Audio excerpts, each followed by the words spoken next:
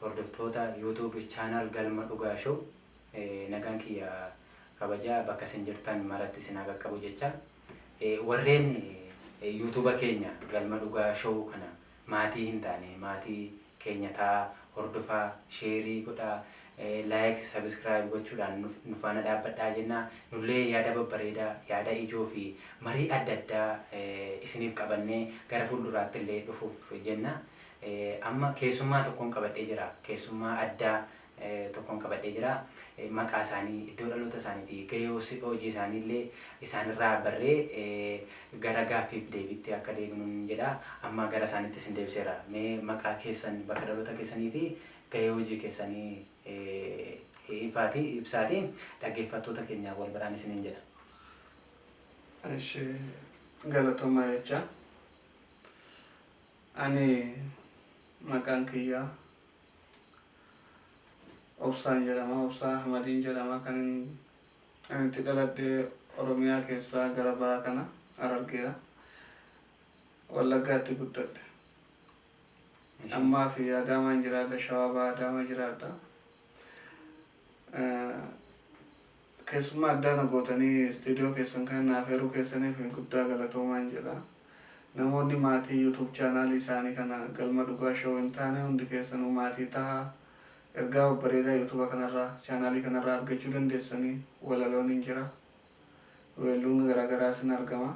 Barumsa beekumsa waliigalaa irratti fi haala yeroo irrattis odeeffannoo adda addaa isiniif fudhatee waan dhufuuf koomeediidhaan baacoodhaan waan hedduudhaan qabatee waan dhufaa jiruuf namoonni maatii hin taane YouTube channel Galma Dhugaa Show kana bakkuma jirtanitti arrumarraa jalqabaa subscribe gochuudhaan bira dhaabbadhaa isiniin jedha. Mata duree addaa kan isaan qabatanii naa dhiyaatan hin beeku. Anis walumaan garamee waan isaan gaafii nu dhiyeessanitti darbinaa nu wajjin turaan jedha. Tolee obsaa guddaa galatoomi jecha bakka dhaloota kee fi ammallee akka eessa akka jiraatullee nuuf ibsitee jirta. Kanaaf amma maaltu ta'e beektanii saamuna kana torbee kana keessa jechuudha. Waa'ee ajjechaa haadha manaa Taajuu Shurrubbee irratti yaada akkamii qabdu? Ta'uu qabamoo ta'uu hin qabu? Akkamittiin maaliif waan jedhamu otoo asumarraan gabaabsitanii naaf ibsitanii jechuu barbaada. Duraan dursee uummata Oromootii fi maatii mucattii duute saniitiif jajjabina hawwa. Ishiidhaaf Rabbiin rahmataa godhuuf fuulli Rabbiitti haa tolu jecha. Gochaan raawwatame kun nama hundumaa nama Oromoo ta'e miti. Nama kamiyyuu wanta garaa nyaatudha. Weellisaan ture weellisaadha. Taajuu Shurrubbee weellisaadha. Namoonni hundinuu weelloodhaan isa beeku. Har'a wanti isa ta'e hin beeku. Takka namni sammuunsaa fayyaa qabu haadha manaa ofii kan diggisee akkasi gammachuudhaan fuudhee manatti galfate waa hin ajjeesu. Wanta jiru isaanumaaf Rabbitu beeka. Garuu gochaa feete otoo sirra raawwattee dubartii irratti harka ol kaastee dubartii ajjeesuun akka aadaa Oromoottis ta'e akkuma ilma namaatti ilaalcha namaa keessattiyyuu waan gaarii miti. Namatti illee waan hin tolledha. Gochaa hamaa hojjete. Durumayyuu mucayyoonis har'a bakka dhugaa deemte nama haadha manaa biraa qaba.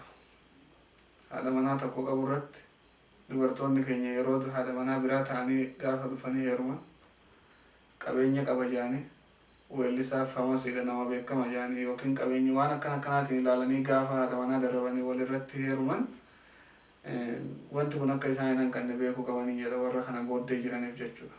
Tolee guddaa galatoomaa jecha amma gaa fakkeenyaaf amma special keeziin jira moo hin jiru?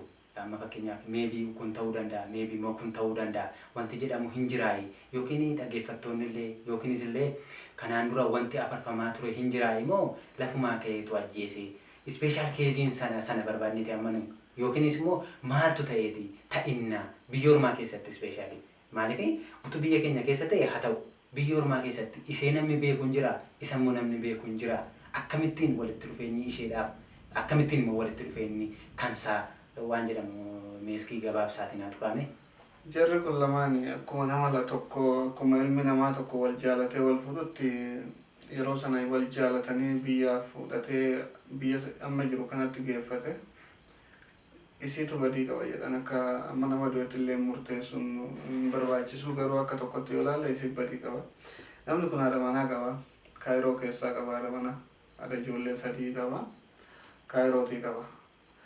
Otuma ishiin sun Kaayiroo jirtuuf fudhatee biyya amma jiru kanatti ishii geeffate gara biyya Yemanitti jechuudha.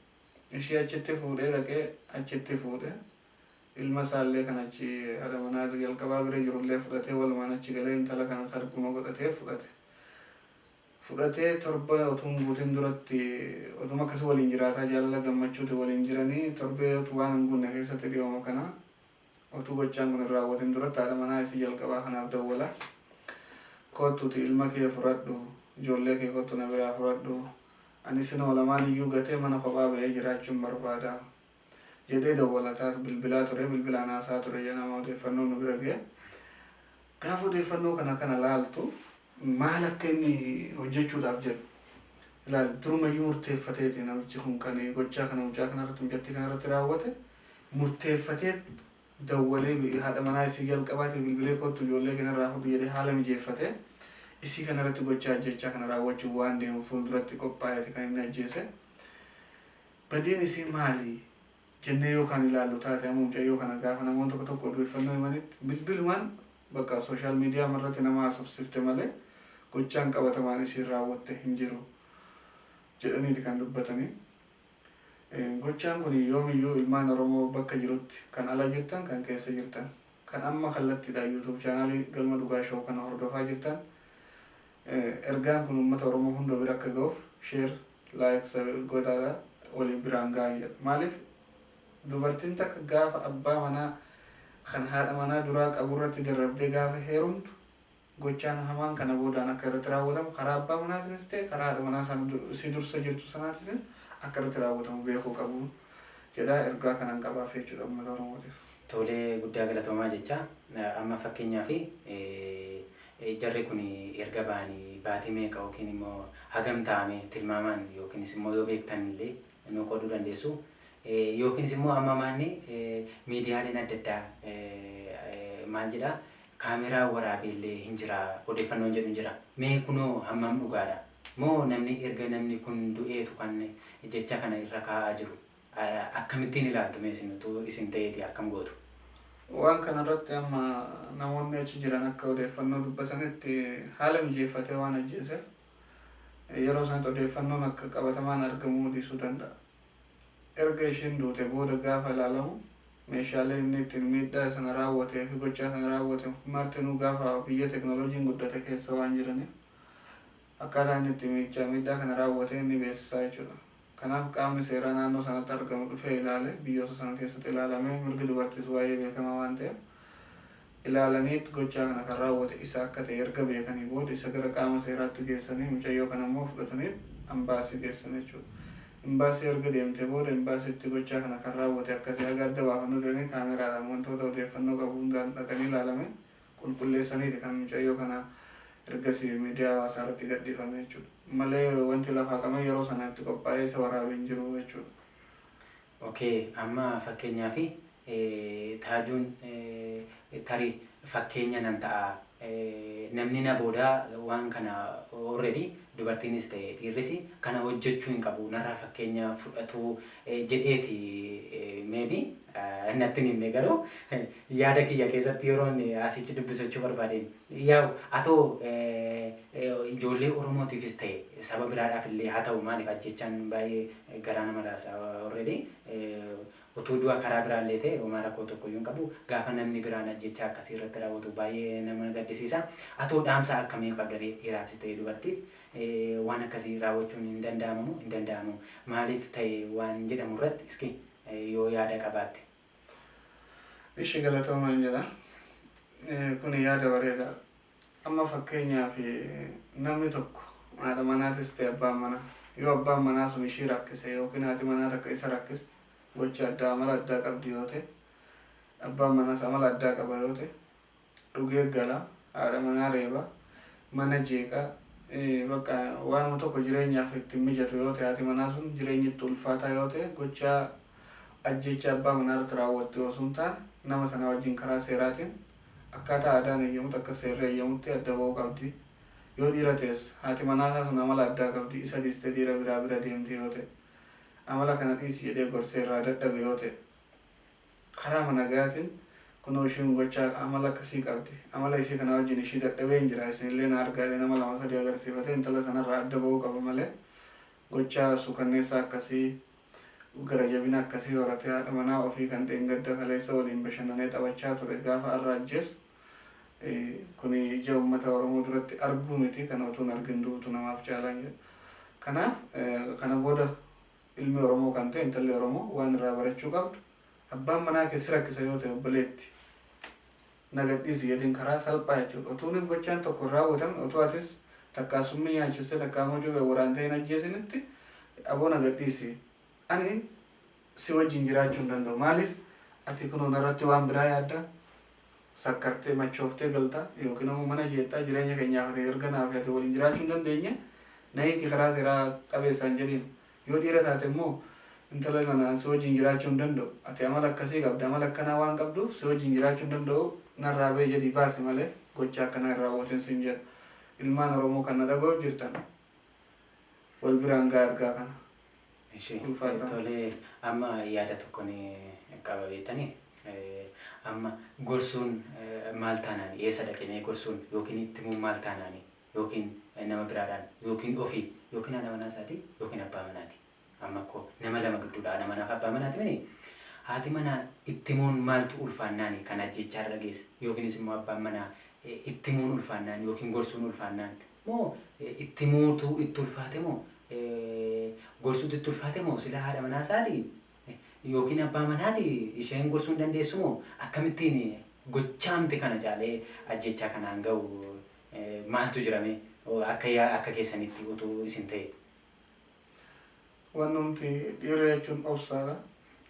Dafeellee obsa keessaan bahu namni kun nama guddaadha. Maquma isaatiif iyyuu maquma uummata Oromootiif iyyuu waan hin tolle raawwate. Namni beekaan tokko beekumsuma isaatiin fayyadamee tooftaa jireenya isaa jijjiirrata malee harka laachuu yookiin nama ajjeesuudhaan billaan nama waraanuudhaan yookiin immoo meeshaa biraatiin fayyadamee nama ajjeesuu osoo hin taane gorsuu qaba.